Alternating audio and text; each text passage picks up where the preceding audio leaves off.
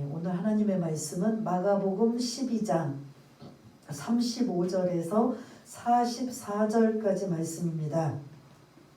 신약성경 77쪽에 있는 마가복음 12장 35절에서 44절까지 말씀 좀 길지만 우리 다 같이 한 목소리로 같이 천천히 읽겠습니다. 시작. 예수께서 성전에서 가르치실세 대답하여 이르시되 어찌하여 서기관들이 그리스도를 다윗의 자손이라 하느냐.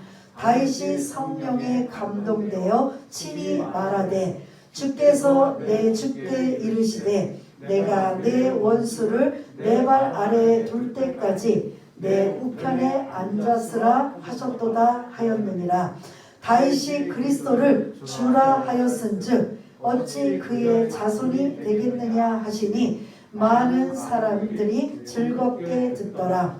예수께서 가르치실 때에 이르시되 긴 옷을 입고 다니는 것과 시장에서 문안받는 것과 해당의 높은 자리와 잔치의 윗자리를 원하는 서기관들을 삼가라. 그들은 가부의 가산을 삼키며 외식으로 길게 기도하는 자니 그 받는 판결이 더욱 중하리라 하시니라. 예수께서 헌금함에 대하여 앉으사 우리가 어떻게 헌금함에 돈 넣는가를 보실세. 여러 부자는 많이 넣는데 한 가난한 가부는 와서 2렙돈 곧 한 고두란트를 넣는지라. 예수께서 제자들을 불러다가 이르시되 내가 진실로 너희에게 이르노니 이 가난한 가부는 헌금함에 넣는 모든 사람보다 많이 넣었도다.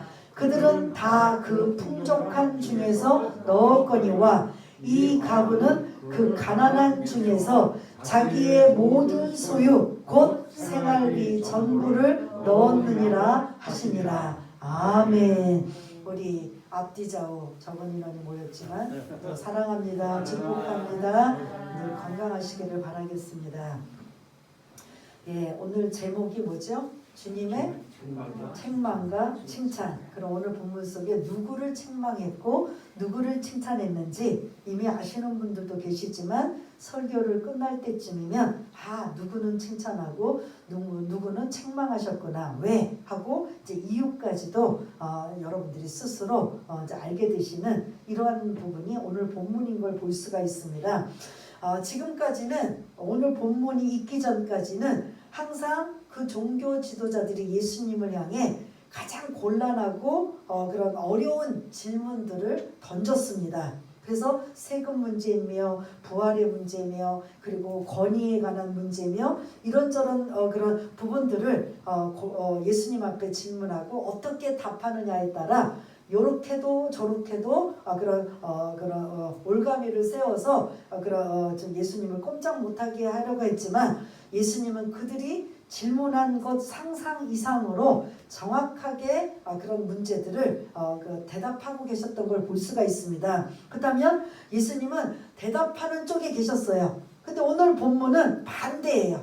이제 그들을 향해 가감하게 아주 공격적으로 질문을 던지십니다. 어떻게 보면 이게 이제 마지막이라고 볼 수도 있는 상황인데요. 질문이 35절에서 37절까지의 그런 질문이 두 가지가 나와요. 첫 번째 질문은 35절, 두 번째 질문은 37절에 나와요. 근데 그 질문에 예수님이 질문하시기 전에 대상자를 누구에게 지금 질문하셨느냐? 35절에 보면 여러분들 빨리 보시면 누구에게 질문을 지금 하신 거예요? 서기관들입니다. 여러분들 지금까지 우리가 부활의 문제며 그 세금 문제며 권위에 대한 문제며 이런저런 그 문제 논쟁에 대한 문제들을 우리가 접할 때 각각의 종교 지도자들이 똑같은 사람이었어요? 다른 사람이었어요? 그래서 다른 사람들 혹시 기억들 나시나요? 예? 권위에 대한 부분들, 그 세금에 대한 부분들, 그리고 부활에 관한 부분들, 그 질문을 던진 사람들이 다 같은 사람이다. 아니죠. 다 다른 사람이죠. 헤롯 왕도 있었고 바리새인도 있었고 사두개인들도 있었고 이런 서기관들이 있었던 이런 부분들을 볼 수가 있는데 이런 토탈 이러한 사람들을 종교 지도자들이라고 해요. 근데 그 종교 지도자들 중에 예수님이 누구를 향해서 지금 이 질문을 던졌느냐? 35절에 보면 서기관이에요.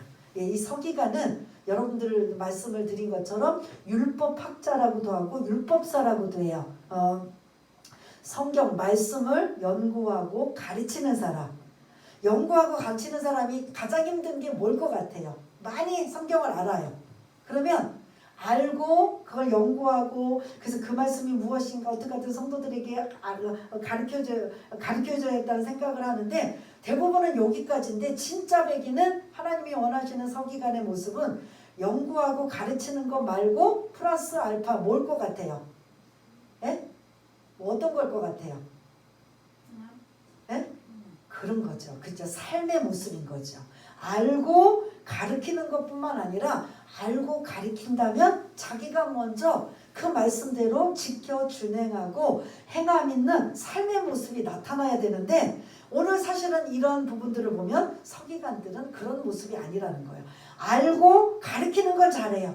근데 문제는 거기까지라는 거죠. 그러다 보면 이들은 이제 먼저 이건 나중에 말씀드려야 되지만 그러면 이들은 주님이 오늘 제목처럼 칭찬일까요? 책망일까요? 책망이라는 거죠. 근데 이제 그건 이제 좀 이따 설명드리는데 아무튼 대상이 누구냐면 성경을 연구하고 가르치며 전하는 자들이에요. 그러면 이들이 사실은 뭐 헤롯 당원들도 있을 거고 뭐 사두개인도 있을 거고 바리새인들 뭐 여러 종교 지도자들이 있는데 왜 여러분들이 이 성경을 읽으면서 하필이면 그 종교 지도자들 중에 서기관을 향해서 이런 질문을 던졌을까? 가장 서민들, 일반 백성들이 접할 수 있는 사람들이 종교 지도자들 중에서 누구다? 서기관들이라는 거죠. 예를 들어 제사장이나 대제사장들을 보면 어디에만 국한돼 있어요? 성전 안에 제사를 드리고 하는 특별하게 있기 때문에 특별한 그런 의식에서 만나기 때문에 이렇게 가깝게 접근하지 못해요. 근데 매주 이 안식일 때마다 회당에서 우리가 지금 예배를 드리는 것처럼 예배를 드릴 때 누구랑 가까워요? 목회자들, 뭐 교육자들하고 가까워서 말씀을 가리키고 예배를 드리고 전하는 이러한 역할이 어떻게 보면 이 서기관의 역할이라고 볼 수가 있는데 많은 종교 지도자들 중에서 왜 서기관에게 이렇게 예수님이 질문을 던지셨을까라는 여러분들이 질문을 가진다면 일부 대중적인 사람들에게 가장 영향력을 끼치기 때문입니다. 그래서 그 서기관들에게 질문이 뭐냐? 35절에 뭐라고 질문했어요? 그리스도를 다윗의 자손이라 하느냐? 그리스도는 아시죠? 메시아, 구원자라는 뜻이에요. 메시아 그리스도는 같은 뜻이에요. 히브리어로 메시아하고 그 다음에 헬라어로 크리스토스 해갖고 이거 이제 그리스도, 메시아 같은 의미 구원자. 이들이 늘 기다리던 그리스도, 메시아, 구원자 그를 다윗의 자손이라 하느냐라는 이런 질문을 던져요. 두 번째 37절에 좀 띄워주시면 그 앞에 문장이 그리스도는 다윗의 자손이라는 질문을 던지고 37절에 보면 또 어떤 질문이 나와요? 다윗이 그리스도를 향해 뭐라고 표현해요? 근데 앞에 35절은 그리스도는 다윗의 뭐다? 자손이면은 그 밑에 사람이잖아요. 그걸 보면 우리 마태복음 이게 족보나 이런 데 보면 다윗의 28대 손으로 이제 오시는 예수님의 족보가 그 28대 손이에요. 그러면 이제 다윗의 자손이라고 표현하는 게 맞아요. 그런데 37절에 보면 다윗이 그리스도를 뭐라고 하느냐? 그런 까마득한 후손이고 자손임에도 불구하고 뭐라고 불렀다? 주라고 불렀다는 거죠. 그거는 어디서 근거하느냐? 36절에 보니까 시편 110편 1절을 근거로 하는 거죠. 시편 110편은 다윗이 기록한 시예요. 근데 거기에 우리 한번 36절 주께서부터 한번 읽어볼까? 36절 한번 읽어볼까요? 시작. 다윗이 성령에 감동되어 친히 말하되 주께서 내 주께 이르시되 내가 내 원수를 내 발 아래에 둘 때까지 내 우편에 앉았으라 하셨도다 하였느니라. 아멘. 이걸 지금 시편 110편 1절에 다윗이 성령에 감동되어서 기록한 것을 예수님이 그 말씀을 인용하면서 시편 110편에 보니까 다윗은 그리스도를 뭐라고 표현했다고요? 주라고 표현한 거죠. 그러면 지금 서기관들은 무슨 역할을 한다고 그랬어요? 말씀을 연구하고 가리키는 역할인데 너희들은 왜 35절 그리스도는 다윗의 자손이다. 이건 여러분들 아셔요? 모르셔요? 알고 있는 말씀이에요. 메시아가 어디에서 올 것이다? 유다 지파 다윗의 후손으로 올 것이다. 그게 다른 말로 그리스도는 다윗의 자손이라는 소리예요. 이거 맞아 틀려요? 맞는데 서기관은 요것만 강조하는 거죠. 서기관들이 가리킬 때 대중들에게 말씀을 가리킬 때 그러면 37절은 안 가리킨다는 소리예요. 조금 제가 쉽게 표현을 한다면. 그런데 예수님이 그 말씀이에요. 너 서기관들이 말씀을 연구하고 가리키고 많은 대중들에게 그 말씀을 전한다면 35절처럼 그리스도는 다윗의 자손으로 온다고 하지만 또 다른 시편 110편 1절을 인용한다면 37절에 다윗이 그 그리스도를 향해 뭐라고 표현하고 있다? 주라고 표현하는 것까지도 알리고 가르쳐줘야 되지 않느냐? 이건 지금 예수님이 누구에게 지금 질문하고 있어요. 그러면 이 서기관들은 이 두 가지의 그리스도를 다윗의 자손이다. 다윗 스스로가 그리스도를 주라고 표현했다. 이거를 두 가지를 다 알리지 않았다는 거예요. 어디에 집중적으로 초점을 맞추냐면 35절 그리스도는 다윗의 후손으로 자손으로 온다라는 이것만 강조해요. 왜냐하면 이들이 기다리고 있는 메시아는 누구와 같은 메시아가 오길 바래요? 다윗과 같은 힘있고 용기 있고 능력 있고 담대하고 그래서 지금 로마로부터 압제를 당하고 있는 것을 자유롭게 해방이 되고 그래서 우리 이스라엘이 온 세계 중심이 되는 이러한 그런 메시아 민족적인 메시아 그런 메시아를 기다리고 있기 때문에 서기관 자신도 여기다 초점을 맞추는 거예요. 그래서 우리가 기다리는 메시아 그리스도는 다윗의 자손으로 오실 것이다. 그러면 여기에 예수님이 해당돼요? 안 돼요? 예수님이 친히 유다 지파 다윗의 후손으로 오신 분이란 말이에요. 그 예수님 자신도 여기까지 해당이 되는 분이에요. 근데 문제는 서기관들이 37절 그 다윗이 자기의 후손으로 올 그리스도를 향해서 뭐라고 표현했다? 주님이라고 표현한 것은 서기관들이 가르쳐주고 있다, 안 가르쳐주고 있다? 안 가르쳐주고 있는 것에 대해서 지금 다시 한번 서기관들을 향해서 지금 너희들이 제대로 가르쳐주지 너희들이 그런 고정관념과 그 35절과 같은 이 부분만 초점을 맞춰서 가르치고 있다면 너희들은 제대로 가르쳐주고 있지 않다라는 걸 지금 서기관들을 향해 질문을 던질 때 그 받고 있는 서기관들은 어떨 것 같아요? 시편 110편을 인용하면서 이걸 예수님이 꾸며서 만드신 얘기가 아니라 시편 110편 1절에 그대로 36절에 언급되어 있는 이 내용 다윗이 스스로 그리스도를 향해 주라고 표현하지 않았느냐. 근데 너희들은 성경을 연구하고 가르친다고 하면서 이 부분에 왜 초점을 안 맞추냐. 이거는 다른 말로 뭐냐면 다윗은 그 당시에 자기가 이 시편 110편을 지으면서 다윗의 지금 현재 위치는 뭐였어요? 이때? 왕이었단 말이에요. 왕이 이 그리스도를 향해서 주님이라고 한다면 자기보다 높은 자예요? 아래예요? 높으신 바로 하나님이시라는 걸 지금 언급하고 있는 것이거든요. 그러면 서기관이 강조하는 이 두 가지 중에 다윗의 자손과 다윗이 주님이라고 표현했던 이 부분 두 가지를 같이 그분은 이렇게 족보를 통해서 오실 것이지만 그분은 누구냐? 하나님의 아들이시고 하나님이시다. 이런 것들을 강조해야 되는데 이거는 안 하는 거야. 우리가 기대하고 고대하고 소망하고 지금 이렇게 압제되어 있고 억누르고 있는 이 로마로부터 해방되려면 다윗의 자손으로 메시아가 오셔야 되고 우리는 그분을 기다려야 되고 그분을 맞이해야 되고 이런 상황에도 보니까 예수님을 진정으로 알아차리지 못하는 이러한 부분을 예수님이 지금 이 질문을 던지고 있는 거예요. 그러면 대중들은 옆에서 무리들이나 제자들이나 대중들은 들으면서 맞아.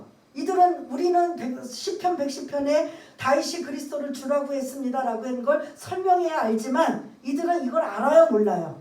다 알고 있는 말씀이에요.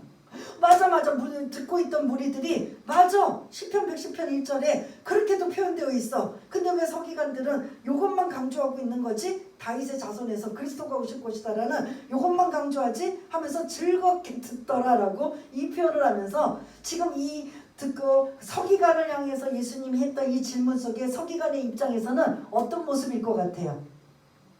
예? 예수님이 질문하실 때 여기 뭐 대답한 부분은 안 나오지만 그 자리에 서기관이 있었다면 서기관은 어땠을 것 같아요? 민망하고 그 고정관념 속에 자기가 한쪽에만 치우쳐서 자기네들의 생각, 자기네들이 이렇게 되기를 바라는 마음으로 한 부분만 설명하고 강조했던 부분들이 지금 예수님이 그리스도는 다윗의 자손뿐만 아니라 다윗이 그분을 주님이라고 했다라는 이 표현이 왜 쓰여졌는지를 같이 설명해야 이게 완벽한 그런 서기관이 그리스도에 대해서 설명하고 있는 부분인 거죠. 근데 그거를 잘못된 것을 예수님이 35절에서 37절까지 질문을 던지면서 그리스도는 어떤 분인가? 다시 한번 다윗의 자손으로 오시고 그 다윗이 그분을 뭐라고 표현했다? 주님이라고 표현했다. 라는 이거는 육신의 혈통으로도 오셨지만 그분 자신이 바로 하나님이시다. 이게 지금 같이 인성과 신성이 같이 포함되어 있는 이거를 그런 조화롭게 그런 설명을 해야 되는 이 서기관의 그런 바람직하지 못한 부분을 예수님이 질문을 던지신 걸 볼 수가 있고요. 그러면 지금 대상이 누구였어요? 예수님이 누구에게 이 질문 던졌다 그랬죠? 서기관. 서기관은 어떤 역할이라고요?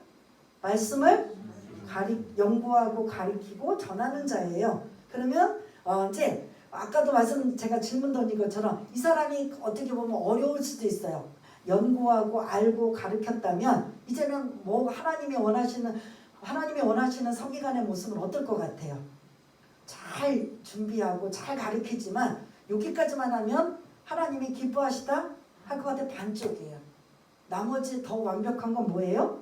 그 말씀을 알았다면 그 말씀을 그대로 살아가는, 뭐 완벽하진 못하지만 그래도 살려고 노력하고 그런 모습이 하나님 보시기에 기뻐할 만한 사람이 되어야 돼요, 안 돼요?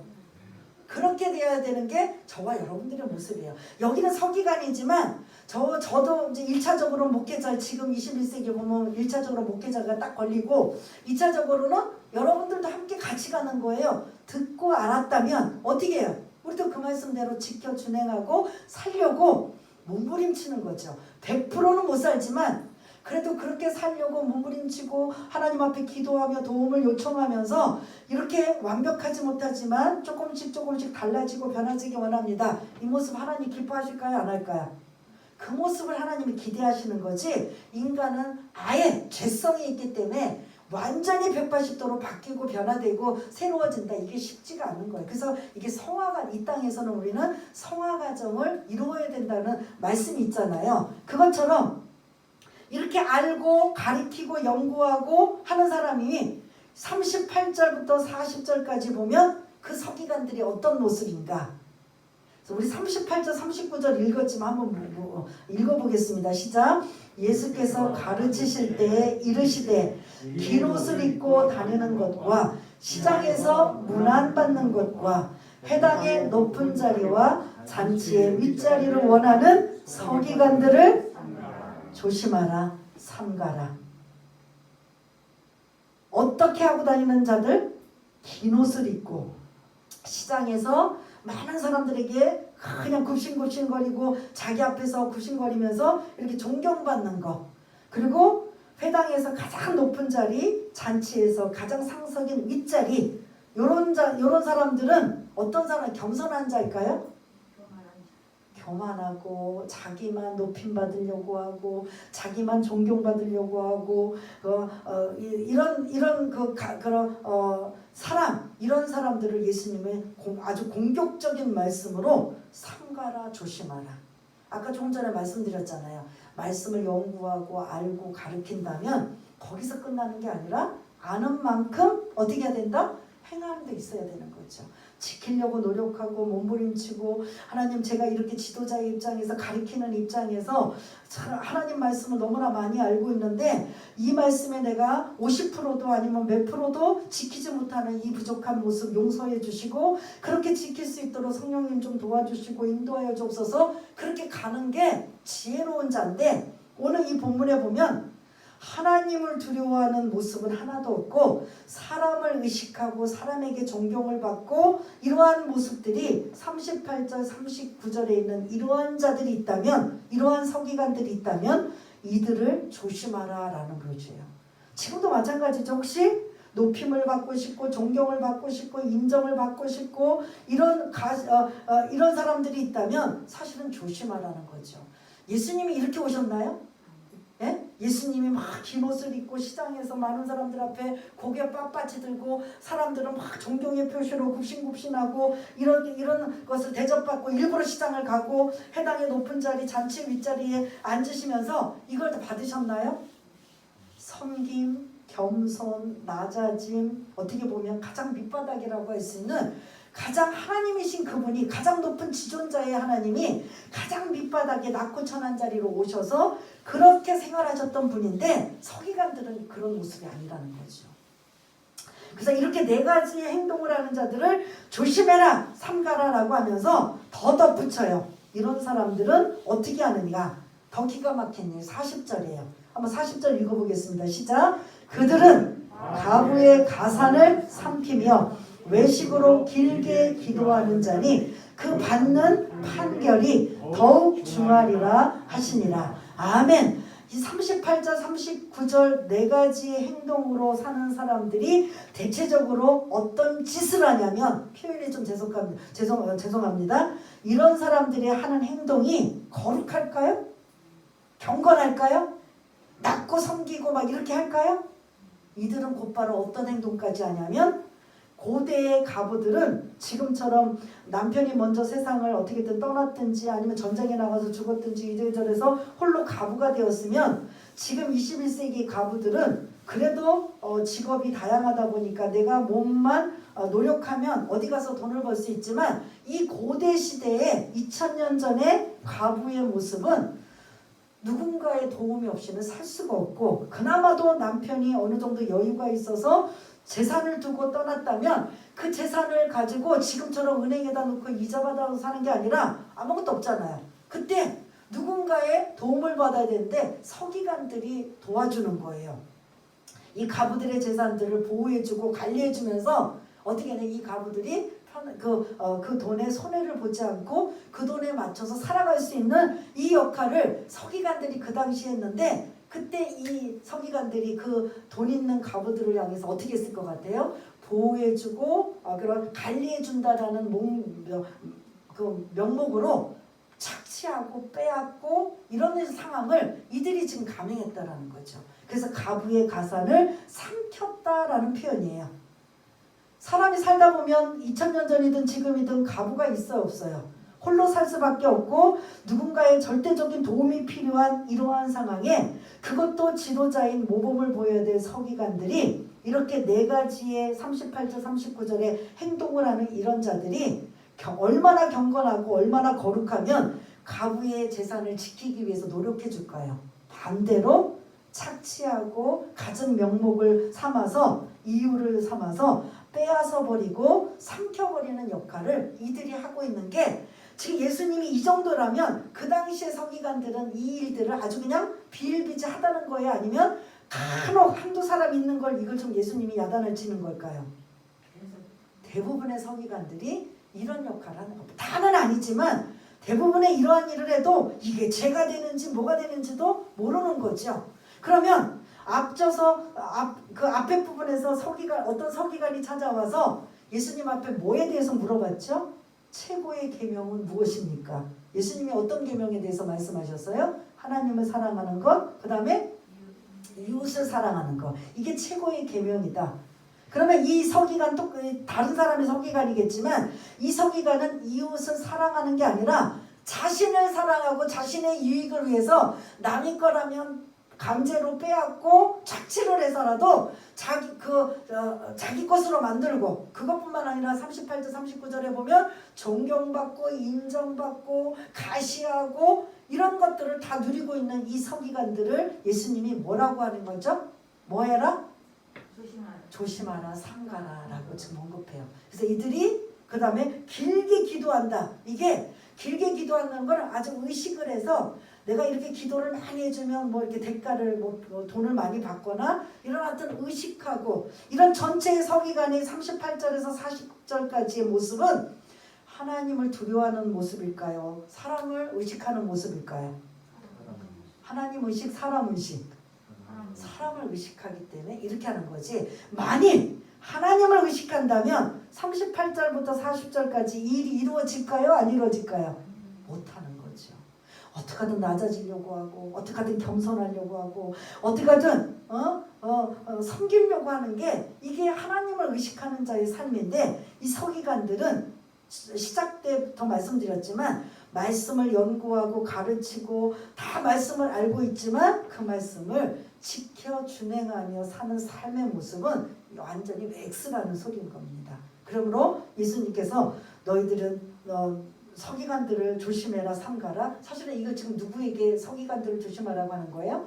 예수님 가장 가까운 제자들에게 지금 알려주시는 거예요. 이게 어떻게 보면 이제 마지막 말씀들이라고 볼 수가 있어요. 근데 우리가 다음 주부터 13장에 있는 앞으로 일어날 일이 무엇일까라는 이런 종말에 관한 부분들이 이제 설명되지만, 어떻게 보면 현실적인 실질적인 이야기는 오늘 본문에 있는 말씀이 사실은 마지막인 말씀인 걸 볼 수가 있습니다. 서기관들을 향해 질문하면서 너희들은 왜 그리스도가 다윗의 후손으로 오는 것은 설명하면서 다윗이 그리스도를 주님이라고 한 건 알려주지 않느냐. 이건 이제 여러분 이해가 되시죠?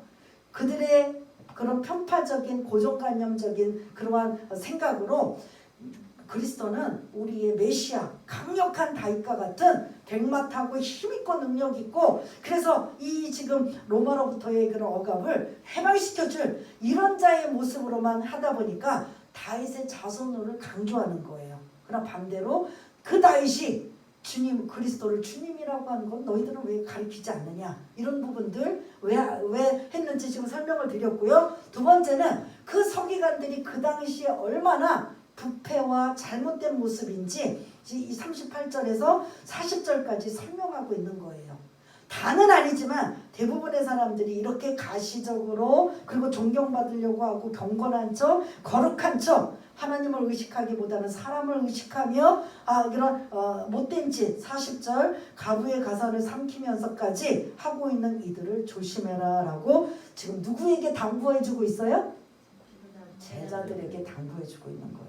이제 주님은 서서히 제자들과 이제 멀어져 아시잖아요. 십자가를 지시고 부활하시고 승천하시면 이제 제자들과 함께 있어요, 없어요? 없다 보니까 제자들에게 하나라도 더 알려주시고 싶고 들려주고 싶은 마음에 마지막 이제 41절부터 44절 현장 교육이에요. 제자들을 향해 현장 교육을 지금 41절부터 44절 여러분들이 잘 알고 있는 가부의 헌금의 현장 교육으로 가셔서 지금 제자들과 지금 말씀하셔요. 예수님이 41절 보니까 어디에 앉아 계셔요? 헌금함에. 그래서 헌금함은 그 성전에는 그 가는 사람들이 이렇게 구별되어 있다고 했어요. 처음에 들어가는 데는 누가 들어갈 수 있는 뜰? 이방인들. 그 다음에 여인, 그 다음에 유대인 남자, 뭐 제사장들이 들어가는 이게 영역 구분이 있어요. 근데 오늘 본문에 가부의 헌금이 드린다면 어디에 있는 상황일까요? 예? 예?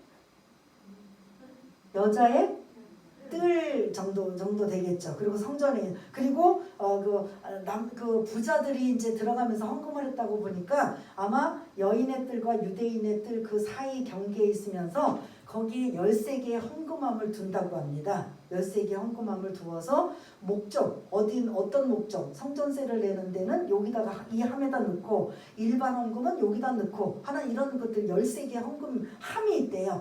근데 그 중에서 이제 예수님이 제자들과 함께 헌금함을 예의주시하고 있는데, 어떤 부자는 자기의 소유에 얼바를 다 넣었다, 일부를 넣었다. 일부를 넣고, 근데 또 예수님이 주목하고 주시하는 건 가부의 헌금을 주시하는 거야. 근데 그 가부의 헌금이 뭐 얼마라고 지금 나오고 있어요. 42절에 보니까 두 렙돈. 근데 그거는 다른 말로 한 뭐라고요? 고두란트다. 로마의 이게 동전이에요.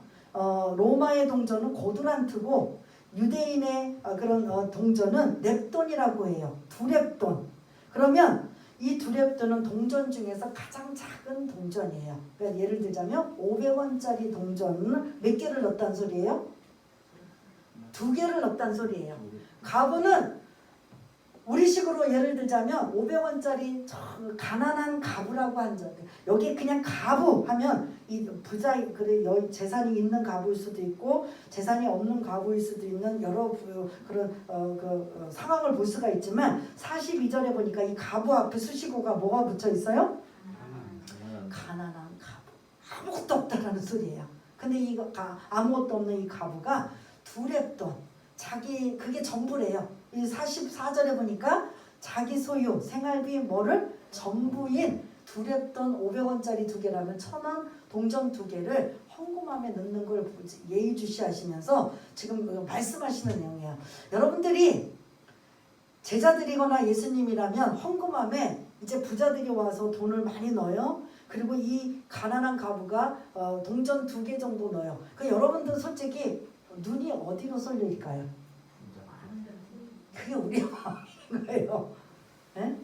저 부자가, 저 사람이 부자라는 걸 알고 있어요. 그런데 그 부자가 헌금을 하는 거예요. 근데 또한 가난한 가부는 자기가 와서 자기 전부인 두 렙돈 동전 2개를 지금 넣는, 우리식으로 말하면 500원짜리 동전 한 2개 정도 넣는 이러한 모습을 보실 때 예수님이 그 부자의 자기가 가지고 있는 소유의 일부를 드리는 그 사람이 나쁘다라는 건 아니에요. 그건 아니고 오히려 더 예의주시하고 칭찬하는 그 사람은 가부의 헌금이라는 거죠.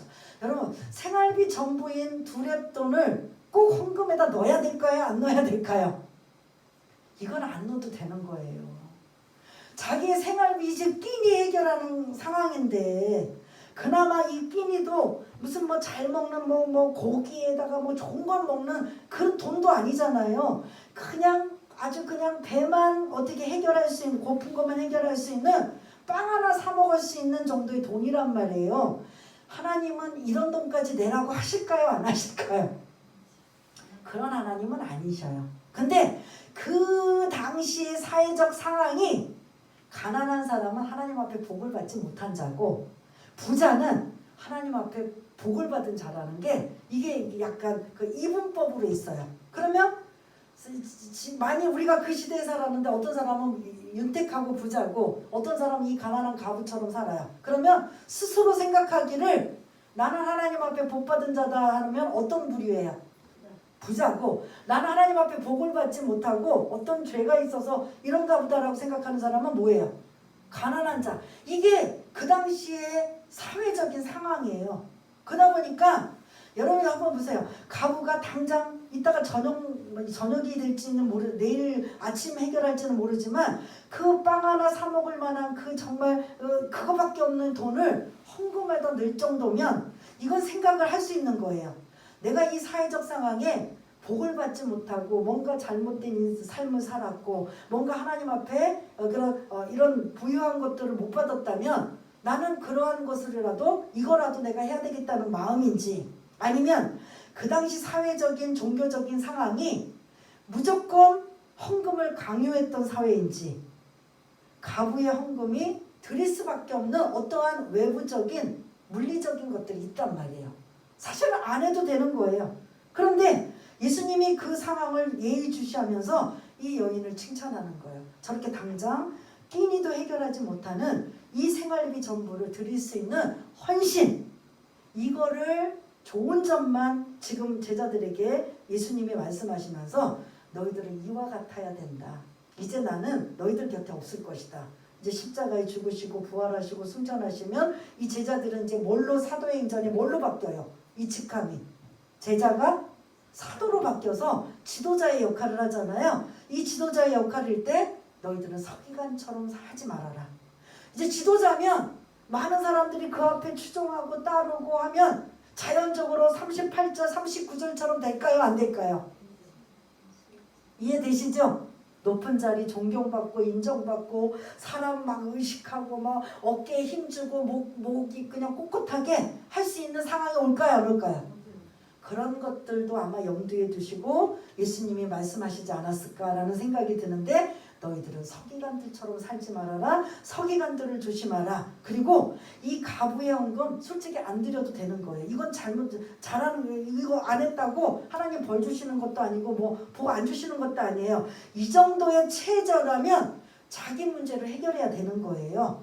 대부분은 하나님께서 만약 헌금을 강조한다면 너의 일부에 어느 정도만 드려라는 거지 네가 가지고 있는 거 다 드려라 이거는 아니거든요. 그런데도 그 당시의 사회의 상황이 이 여인이 드릴 수밖에 없는 상황이 될 수도 있고 아니면 스스로 내가 이거라도 어차피 뭐 한 끼 먹고 없는 돈 이거 그냥 내가 하나님 앞에 드리겠다는 헌신의 마음인지 그것까지는 잘 모르지만 주님이 보실 때는 후자의 부분인 것 같습니다. 저 여인의 진정성 하나님을 의식하고 하나님을 염두에 두고 있는 저 마음 솔직히 동전 2개 넣는다고 종교 지도자들이 잘했습니다 인정할까요 안 할까요? 그까짓 거 동전 2개 우리식으로 말하면 1,000원 500원짜리 2개 넣었다고 종교 지도자들이 서기관들이 잘했어 복 받을게요 아이고 이렇게 하나요?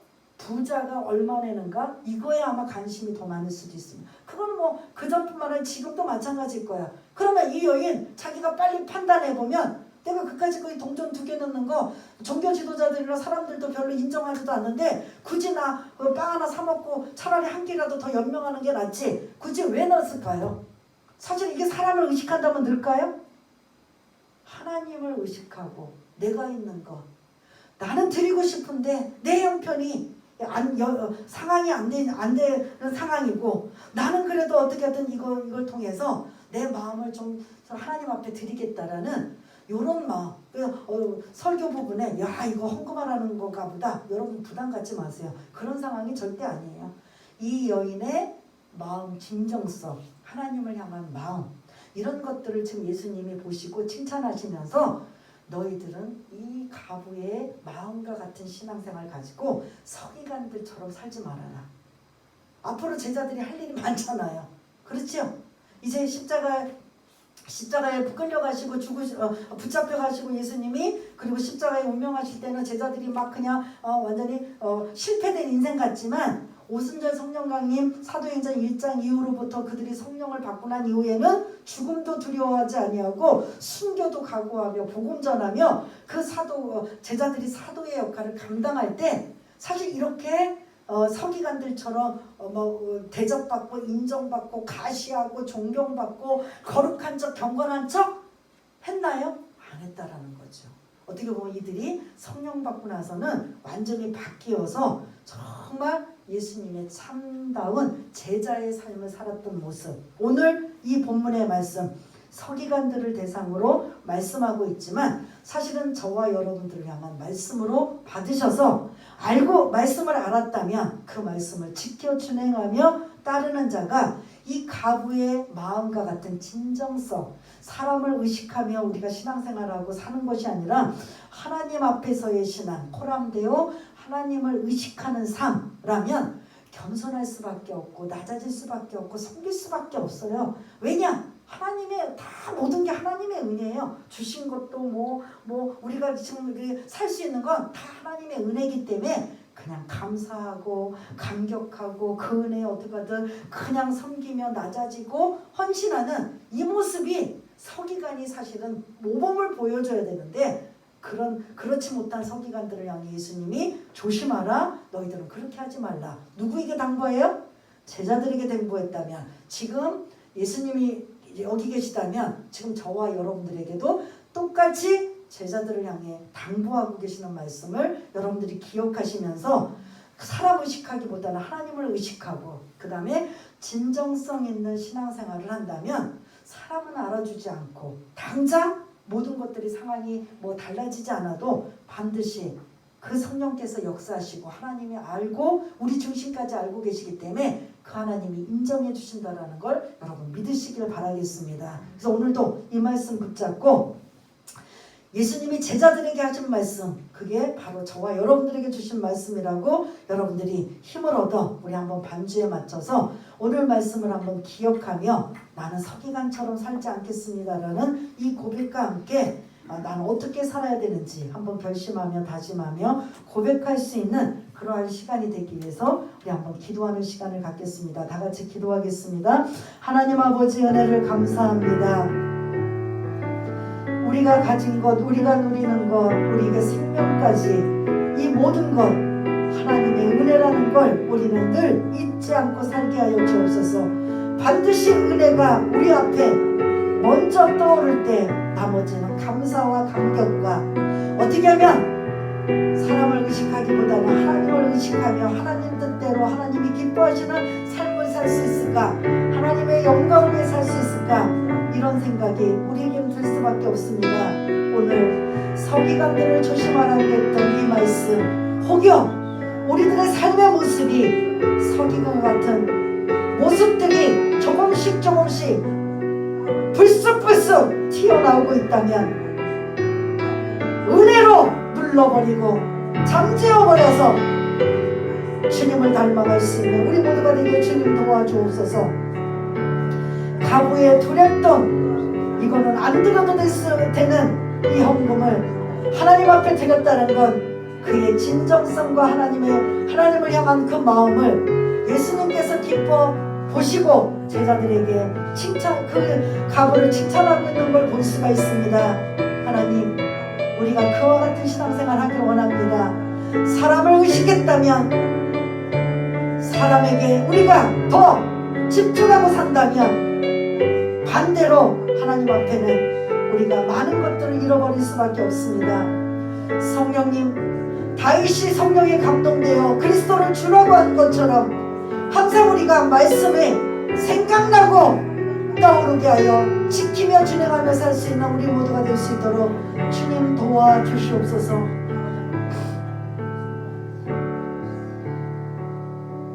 하나님 아버지 감사합니다. 오늘 서기관을 향해서 잘못된 것을 말씀하고 있다면 사실은 우리가 그 서기관이 아닌가, 하나님의 은혜로 살고 있음에도 불구하고 여전히 내가 인정받고 싶고 나를 가시하고 싶고 높임받고 싶고 그러면서 사람을 의식하며 하나님을 어느 순간 보이지 않는 그 하나님을 잃어버리고 외면할 때가 너무 많습니다. 진짜 신앙은 하나님 앞에서의 신앙인 걸 잊지 않게 하여 주시고 하나님을 의식하게 하여 주시고 어떻게 하면 하나님 뜻대로 하나님이 기뻐하시는 삶대로 하나님의 영광 위에 살 것인가를 우리가 늘 고민하며 또한 도움을 받아 성령님의 도움을 받아 살아갈 수 있는 우리 모두가 될 수 있도록 주님 도와주시옵소서. 모든 것 감사드리오며 사랑이 많으신 예수님 이름으로 기도드리옵나이다. 아멘.